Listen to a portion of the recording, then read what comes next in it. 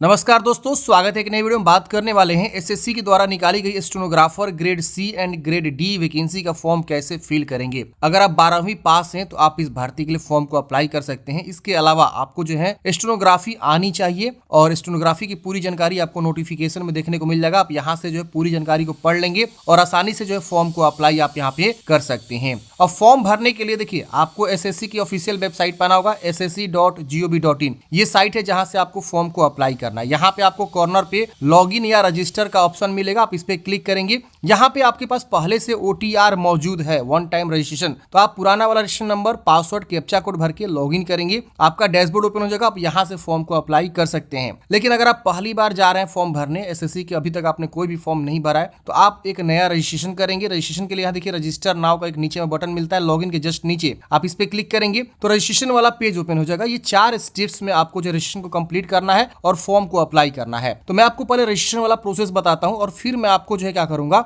यहाँ पे जो है आगे लॉगिन करके फॉर्म को अप्लाई करके पूरा डिटेल्स में बताऊंगा। अब यहाँ पे आपको कंटिन्यू करना है, तो यहाँ पे आप देखेंगे इस प्रकार से आपका जो है इस तरह से आ जाएगा वन टाइम रजिस्ट्रेशन के लिए, पर्सनल डिटेल्स भरने के लिए। तो देखिए इस बार आधार मैंडेटरी कर दिया गया, तो आपको आधार संख्या लिखना है दोनों बॉक्स में, यहाँ टिक करना है और यहाँ सेंड OTP पे क्लिक करेंगे तो आपके आधार से जो मोबाइल नंबर लिंक है उस पर OTP जाएगा, उसको आपको वेरीफाई करेंगे तो यहाँ पे ऑथेंटिकेशन यहाँ पे आपका हो जाएगा। इसके बाद यहाँ पे आपको जो है अपना नाम लिखना है, फिर यहाँ पे नाम को वेरीफाई करना है। जिस तरह से मैट्रिक के मार्कशीट पे है उसी तरह से आपको हूबहू लिखना है, कोई भी गलती नहीं करना है, स्पेलिंग सही से मिला के भरना है। आपने अपना नाम कभी चेंज किया तो यस करेंगे, नहीं किया तो नो कर देंगे। यहाँ पे अपना जो है जेंडर बताएंगे, मेल फीमेल। यहाँ पे हर चीज दो बार आपसे लिखवाया जाएगा ताकि आपसे गलती ना हो। यहाँ डेट ऑफ बर्थ, यहाँ भी डेट ऑफ बर्थ आपको लिखना है। यहाँ से कैलेंडर ओपन हो जाएगा। आप यहाँ से पहले क्या करेंगे, इस तरह से ईयर को कंफर्म करेंगे। ये देखिए ईयर आपका यहाँ पे इस प्रकार से कंफर्म हो जाएगा। आप यहाँ से इसको एरो से इधर उधर कर सकते हैं, देख रहे हैं ना। तो ऐसे आप पहले डेट ऑफ बर्थ चूज करेंगे, फिर मंथ, फिर आपको जो है डेट चूज करना है। इससे आपका डेट ऑफ बर्थ आ जाएगा। फिर उस डेट ऑफ बर्थ को दोबारा यहाँ कंफर्म करेंगे, फिर फादर्स नेम, फिर फादर्स नेम को दोबारा लिखना है,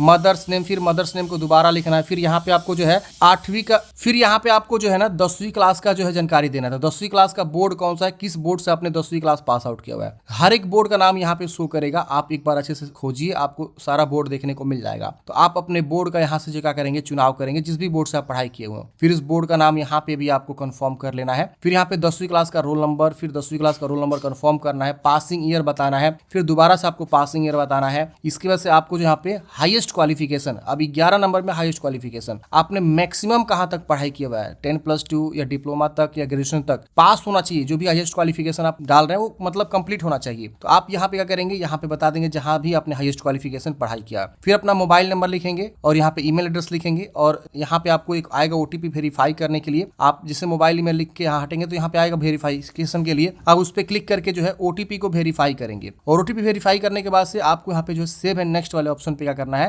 क्लिक करना है। दोस्तों वीडियो में कंटिन्यू करने से पहले आप सबको बताना चाहूंगा एसएससी की बेहतरीन किताब के बारे में। फिजिक्स वाला PW के द्वारा जो है एसएससी गेम चेंजर्स के जो है TCS MCQ के जो है 8000 से ज्यादा क्वेश्चंस वाला जो है जनरल अवेयरनेस का ये किताब लेकर आया हुआ है। आप यहाँ देख सकते हैं CGL के कितने क्वेश्चंस हैं, इसके अलावा CHSL के, MTS के, GD के, CPO के, दिल्ली पुलिस और ऑनलाइन मॉक में कितने क्वेश्चंस आपको यहाँ पे देखने को मिल रहे हैं। और इसमें free online 25 exam wise mock test भी मिलेगा और monthly current affairs magazine QR code इसके अंतर्गत दिया हुआ है।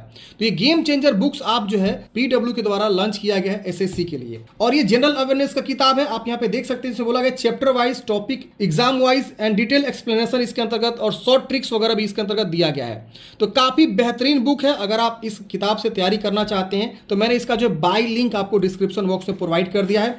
आप कंटेंट यहाँ पे देख सकते हैं, काफी बेहतरीन तरीके से जो है कंटेंट को बनाया गया है। यहाँ पे वेटेज भी दिखाया गया, कितना वेटेज जो है किस क्वेश्चन का रहता है, किस टॉपिक्स का रहता है। तो प्रॉपर यहाँ पे अच्छे से दिया गया है। और यहाँ पे आप और आगे बढ़ेंगे तो यहाँ पे आपको कंटेंट डिटेल में दिया गया है और कुछ इस प्रकार से पिक्चर वगैरह जो है बना के दिया गया है ताकि आपको पढ़ने में और मजा आए। सब डिटेल में दिया गया, आप यहाँ पे किताब देख सकते हैं। इसी तरह से इनका जनरल अवेयरनेस ये किताब हो गया। इसी तरह से मैथ का आता है जिसमें 7500 प्लस क्वेश्चंस होंगे, सेम यही रहेगा। इसमें भी आपको 25 जो है फ्री ऑनलाइन टेस्ट मिलेंगे। इसी तरह से इंग्लिश का इनका स्पेशल आता है, इसमें भी आपको 25 एग्जाम टॉपिक वाइज जो है टेस्ट फ्री मिलेंगे। और साथ साथ यहाँ पे आप देख सकते हैं 7300 प्लस क्वेश्चन है। और इसी तरह से रीजनिंग का भी इनका स्पेशल जो है गेम चेंजर बुक से आता है। तो इन चारों किताब के साथ अपनी जो है बेहतरीन तैयारी आप स्टार्ट कर सकते हैं। मैंने इसका बाय लिंक आपको डिस्क्रिप्शन बॉक्स में प्रोवाइड कर दिया है। अब चलिए जानते हैं कैसे आपको फॉर्म को अप्लाई करना है। तो फ्रेंड्स, हमने यहाँ पे जो है यहाँ तक जानकारी आप लोग को बता दिया था, ये रजिस्ट्रेशन वाला जो है प्रोसेस कैसे आपको कंप्लीट करना है। अब यहाँ पे क्या करेंगे, आपको जो है यहाँ पे सेव एंड नेक्स्ट वाले ऑप्शन पे क्या करना है, आपको क्लिक करना है। सेव एंड नेक्स्ट करते हैं अगले स्टेप में यहाँ पे आपको एक रजिस्ट्रेशन नंबर देखने को मिल जाता है, आप इसे नोट जरूर कर लेंगे। और यहाँ पे आपको एक ऑप्शन मिलता है कंटिन्यू का, आप कंटिन्यू वाले ऑप्शन पे क्लिक करेंगे। अब अगला स्टेप में आपका यहाँ पे इस तरह से जो साइन इन का ऑप्शन मिलेगा, तो आप क्या करेंगे, जो रजिस्ट्रेशन नंबर मिला वो लिखेंगे और पासवर्ड भी आपको भेज दिया गया है। आप चेक करेंगे, आपको पासवर्ड जो है एसएससी के द्वारा भेजा गया होगा जो कि 6 डिजिट का होगा, तो आप वो दोनों लिख के कैप्चा कोड भर के साइन इन पे क्लिक करेंगे। साइन इन पे क्लिक करते ही आपका रजिस्ट्रेशन नंबर यहाँ पे शो होता है। आपको यहाँ पे पासवर्ड सेट करने के लिए बोला जाता है, तो आप यहाँ पे अपना एक पासवर्ड सेट करेंगे। अब पासवर्ड में ओल्ड पासवर्ड पूछ रहा है, तो जिससे आपने लॉगिन किया, जो आपके मेल पे प्राप्त हुआ है 6 डिजिट का पासवर्ड, उसको यहाँ पे क्या करेंगे, आप जो है लिख देंगे। और नया पासवर्ड आप क्या बनाना चाहते हैं उसको अब यहाँ पे आपको लिखना है। यहाँ पे देखिए बोला गया कम से कम 8 कैरेक्टर होना चाहिए, एक अपर केस, एक लोअर केस, एक नंबर, स्पेशल कैरेक्टर, इसमें आपको यूज करना है। 8 से 25 कैरेक्टर के बीच आपको पासवर्ड यहाँ पे बनानी है।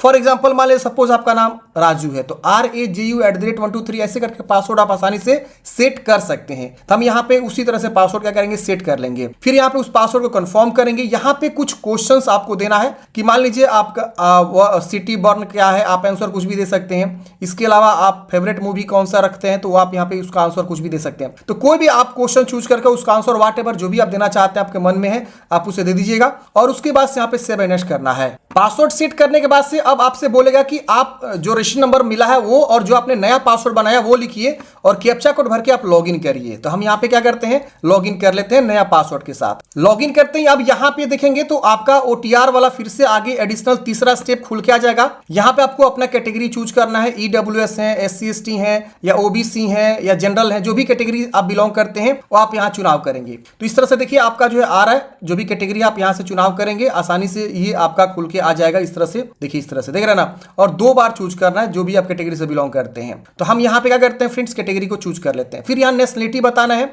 इंडिया है कि सिटीजन ऑफ नेपाल, भूटान, ये भी आप देखने को मिल जाता है। तो आप यहाँ इंडिया चूज करेंगे। यहाँ पे विजिबल आइडेंटिफिकेशन मार्क्स, बॉडी में पहचान जैसे आपके मांग रहा है, तिल का निशान, कटा का निशान, जला का निशान, जो भी है। यहाँ पे आप विकलांग है तो यस करेंगे और यहाँ पे विकलांगता के बारे में बताएंगे किस प्रकार के विकलांग है, डिसेबल सर्टिफिकेट नंबर ये आपको देना होगा, नहीं तो नो कर देंगे। यहाँ पे आपका परमानेंट एड्रेस क्या है, यहाँ पे प्रॉपर एड्रेस को लिखना है, यहाँ स्टेट, यहाँ डिस्ट्रिक्ट, यहाँ पिन कोड। और यहाँ पूछ रहा है इस परमानेंट सेम है प्रेजेंट की तरह, तो यहाँ पे टिक मारेंगे, सेम कॉपी हो जाएगा। प्रेजेंट एड्रेस भी अलग है तो अलग अलग आप लिख सकते हैं। फिर यहाँ पे सेव एंड नेक्स्ट करेंगे। सेव एंड नेक्स्ट करते ही अगला स्टेप आपका चौथा खुल के आता है। ये ओटीआर का ही प्रोसेस अभी मैं बता रहा हूं, समझिए पहले। अब यहाँ एग्री करेंगे और यहाँ पे आपको प्रीव्यू करके देखना है कि हमने जो भी यहाँ पे जानकारी दिया वो सब चीज सही है कि नहीं है। अगर उसमें गलती है तो सुधारेंगे, नहीं तो यहाँ डिक्लेयर का ऑप्शन मिलता है, इस पे क्लिक करेंगे, आपका जो है यहाँ ओटीआर डिक्लेयर हो जाता है। ओके करेंगे, आपका ओटीआर जो है यहाँ पे कंप्लीट हो जाता है। तो अब देखिए आप ओटीआर जैसे कंप्लीट करते हैं सीधे आप लॉग इन हो जाते हैं। अब यहाँ पे देखेंगे तो आपको इस प्रकार से जो है जो भी वैकेंसी नीचे में शो हो रहा है, आपको यहाँ पे जो भी लाइव वैकेंसी है वो आपको यहाँ पे दिखा रहा है। जैसे कि स्टेनोग्राफर का दिखा रहा है, हिंदी ट्रांसलेटर की वैकेंसी आई हुई है। इसके अलावा देखेंगे तो एसएससी फेज 13 की वैकेंसी आई हुई है। इसके अगर रिगार्डिंग मैंने ऑलरेडी पहले से वीडियो बनाया हुआ है। 10वीं पास, 12वीं पास, ग्रेजुएशन पास, डिप्लोमा, बहुत सारे अलग अलग पदों पर वैकेंसी निकाली गई है। इसका वीडियो देखना चाहते तो देख लीजिएगा, लिंक आपको डिस्क्रिप्शन बॉक्स में मिलेगा। मैं आपको स्टेनोग्राफर के लिए फॉर्म भर के बताऊंगा, तो आप यहाँ पे अप्लाई वाले बटन क्या करेंगे, आपको क्लिक करना है। अब देखिए बहुत से ऐसे कैंडिडेट जो पूछेंगे सर अगर मैं ओल्ड कैंडिडेट हूं, मैं लॉग इन करता हूं तो क्या मुझे करना चाहिए। देखिए जैसे आप यहाँ पे ओल्ड कैंडिडेट्स हैं तो आप यहाँ लॉग इन करेंगे ना, तो लॉग इन करने के बाद से यहाँ एडिट रजिस्ट्रेशन का ऑप्शन मिलता है। आप इस पे क्लिक करेंगे तो वहां पे आएगा आधार वेरिफिकेशन करने का,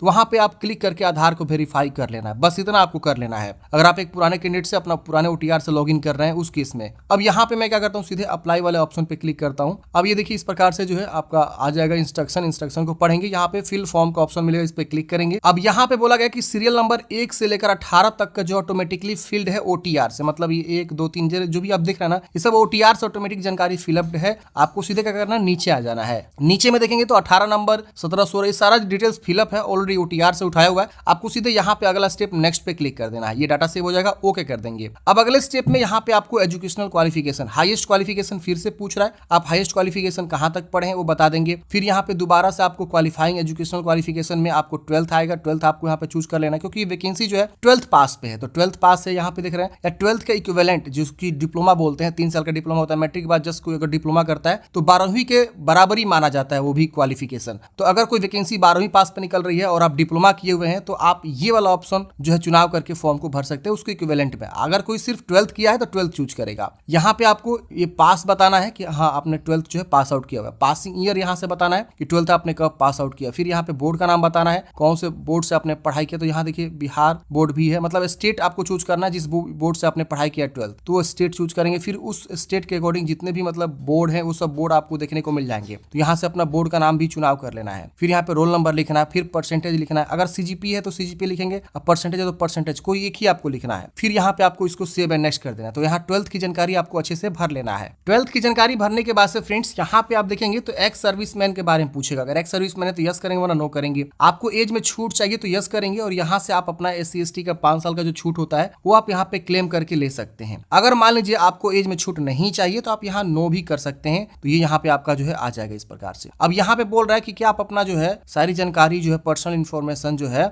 एक्सेस करना चाहते हैं जॉब अपॉर्चुनिटी के लिए, तो आप यहाँ पे यस कर सकते हैं, चाहे तो नो भी कर सकते हैं। तो आप यस नो कुछ भी यहाँ पे कर सकते हैं। 23 नंबर में कोई दिक्कत नहीं होने वाला है। तो हम यहाँ पे क्या करते हैं, इस तरह से जो एज में छूट ले लेते हैं क्योंकि एज जो है इसका एक्सपायर हो चुका है, जो एज यहाँ रखा गया है। तो मैं यहाँ यस कर देता हूँ। अब यहाँ पे हम सेव एंड नेक्स्ट करेंगे, ये भी डाटा सेव हो जाएगा। अगला स्टेप आपका खुल आएगा। अब यहाँ पे अगले स्टेप में एग्जामिनेशन सेंटर चूज करना है। तो आप देखेंगे 3 प्रीफरेंस आपको देना है, तीनों में आप कहाँ अपना जो है एग्जाम सेंटर रखना चाहते हैं। अब डिपेंड करता है तीनों में से कहाँ आपका एग्जाम सेंटर जाएगा। तो ये आप अपने अकॉर्डिंग जो है 3 प्रीफरेंस दे दीजिएगा। यहाँ पे आपको विकलांगता के बारे में पूछ रहा है। अगर आप 40% से ज्यादा विकलांग है तो यस करेंगे वरना नो करेंगे। यहाँ पे वो सब ऑप्शन है जो कि मेरे केस में डिसेबल है क्योंकि ये OTR से ही सारा जानकारी ऑटोमेटिक जो है हमने OTR में बताया हुआ कि हम विकलांग नहीं है, तो आपको OTR में ही सारा चीज ये डिक्लेरेशन देना होता है। यहाँ पे फिजिकल लिमिटेशन टू राइट, आपको जो है लिखने में कोई दिक्कत है, ये विकलांग कैंडिडेट्स के लिए ऑप्शन दिया हुआ है 25.3। तो अगर कोई बंदा विकलांग है उनको लिखने में दिक्कत है तो वो यहाँ पे यस करके जो है स्क्राइब ले सकता है, और यहाँ पे अगर नहीं चाहिए स्क्राइब तो नो भी कर सकता है। फिर यहाँ पे आपको इस तरह से do you possess knowledge of stenography, आपको स्टेनोग्राफी की नॉलेज है, आपको यस करना है। अगर आप नो करेंगे तो आप लिखेगा कि यू आर नॉट एलिजिबल, ठीक है ना। तो इस चीज को ध्यान देना, आपको यहाँ पे यस चाहिए क्योंकि स्टेनोग्राफी की वैकेंसी है तो स्टेनोग्राफी चाहिए। अब यहाँ पे मीडियम ऑफ स्किल टेस्ट, आप जो स्टेनोग्राफी देंगे वो आप इंग्लिश वाला देंगे कि हिंदी वाला देंगे, तो आपका स्किल टेस्ट जो भी है यहाँ पे आपको पूछा जा रहा है, तो आपको यहाँ पे कंफर्म कर लेना है। फिर यहाँ पे आपको मान लीजिए पूछ रहा है अप्लाइंग फॉर, किसके लिए अप्लाई करना चाहते हैं आप। जैसे एक होता है ग्रेड सी थोड़ा सा अच्छा पद होता है, थोड़ा सा अपर होता है कंपेरिजन ऑफ डी के मामले में। तो अगर आप सी के लिए अप्लाई करेंगे तो सी आप चूज कर लीजिएगा इस प्रकार से, सी के लिए अप्लाई करना चाहते हैं। अगर आप डी के लिए अप्लाई करना चाहते हैं तो डी वाला भी यहाँ पे आपको ऑप्शन देखने को मिल जाता है। अब देखिए ऐसा है कि ग्रेड डी वाला जो पोस्ट है थोड़ा सा जो है लो होता है कंपेरिजन ऑफ ग्रेड सी के मुकाबले, ठीक है ना। तो अगर आप दोनों के लिए अप्लाई करना चाहते हैं दोनों का भी आप यहाँ पे चुनाव कर लीजिएगा। तो मैं रिकमेंड करूंगा आप दोनों के लिए अप्लाई करिए, क्या पता ग्रेड सी का थोड़ा सा कट ऑफ हाई जाए और ग्रेड डी का थोड़ा सा कट ऑफ लो जाए, तो हो सकता है ग्रेड डी में आपका सिलेक्शन हो जाए। कहीं पे सिलेक्शन ले लेना है, उसके बाद से आगे की भी तैयारी आप करते रहिएगा, और भी बहुत सारी वैकेंसीज आते रहती है। तो आप यहाँ पे जो है दोनों चुनाव कर लीजिए, मेरे कहने का मतलब है। अगर आपको लग रहा है कि नहीं मैं सी पे ही जाऊंगा, डी में नहीं जाना चाहता हूं, तो आप सी भी चुनाव कर सकते हैं। चलिए, तो हम यहाँ पे जो है स्किल जो भी है आप अपने अकॉर्डिंग देख लीजिएगा कि आप हिंदी में स्टेनोग्राफी जानते हैं कि अंग्रेजी में जानते हैं, उसके अकॉर्डिंग यहाँ पे आपको जो है चुनाव करना है। अब यहाँ पे हम चुनाव करने के बाद से आपको यहाँ पे जो है क्या करना है, सेव एंड नेक्स्ट कर देना है। ये डाटा सेव हो जाएगा, ओके करेंगे। अब अगले स्टेप में यहाँ पे देखिए आपको फोटोग्राफ और सिग्नेचर अपलोड करने का आता है ऑप्शन। तो यहाँ पे आपको क्या करना है, देखिए ये मोबाइल एप्लीकेशन डाउनलोड करने के लिए QR कोड शो किया हुआ है, तो आप इसको स्कैन करेंगे QR कोड को, तो आपके प्ले स्टोर से एक मोबाइल एप्लीकेशन डाउनलोड करने का आ जाएगा। आप ऐसे भी प्ले स्टोर में जाएंगे, लिखेंगे माई SSC मोबाइल ऐप, तो आपको ये वाला एप्लीकेशन दिख जाएगा। वहां से आप डाउनलोड करके वहां से आप सारा प्रोसेस कर सकते हैं, लाइव फोटो खींच सकते हैं। इसके अलावा आप वहां से सिग्नेचर अपलोड कर सकते हैं, फॉर्म पूरा कंप्लीट भर सकते हैं, पूरी जानकारी वहां पे आपको भरने का ऑप्शन देखने को मिलता है। तो आप यहाँ पे क्या करिए, अपने अकॉर्डिंग जो है सही से यहाँ पे फोटो वगैरह यहाँ से भी आप खींच सकते हैं। आप इस पे क्लिक करेंगे तो देखिए आ जाएगा इस तरह से फोटो खींचने का ऑप्शन, आप यहाँ से फोटो खींच सकते हैं। अगर आपका कैमरा अच्छा है तो आप यहाँ से भी क्लिक कर सकते हैं, कोई दिक्कत नहीं होने वाला है। अगर आपका कैमरा अच्छा नहीं है तो आप मोबाइल ऐप से भी